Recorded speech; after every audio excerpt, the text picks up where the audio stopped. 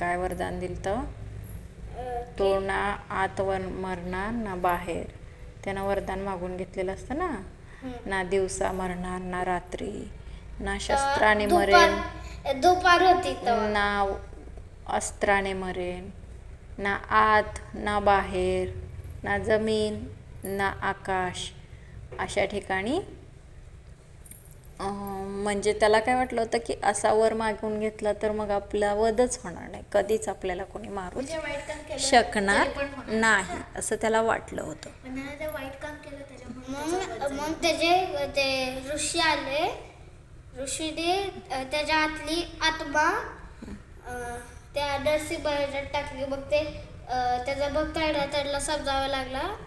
मग ते आत्मा भक्त कोण होता? चांगली झाली. भक्त कोण होता? तो भक्त भक्त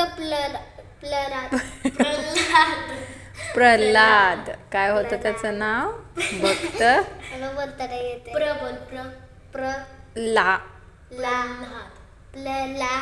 बरं जाऊ दे, शिकशील एक दिवशी मोठा झाला.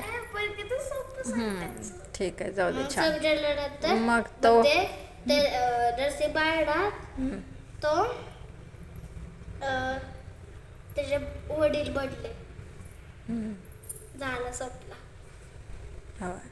मग त्याला उंबऱ्यावरती नेला, कारण उंबरा काय असतो, घराच्या आत पण नसतो बाहेर पण नसतो.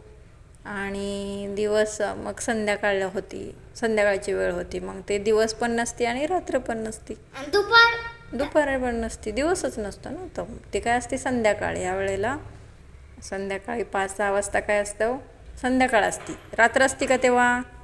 नसती. आणि दिवस पण नसतो, ऊन पण नसतं आणि अंधार पण नसतो, आहे की नाही.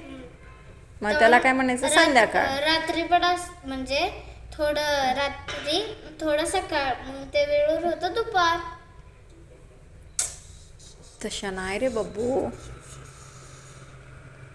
जाऊ दे, ते कशाला फिरवतोस. पायदाब माझे, चल, खूप दुखतात. नाही झालं, खूप दुखतात. तू कंटाळलीस का त्याच्या आधी?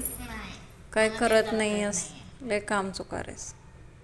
चल, छान आहे. आईचं पाय दाबल्यावर ना परीक्षा सोपी जाते.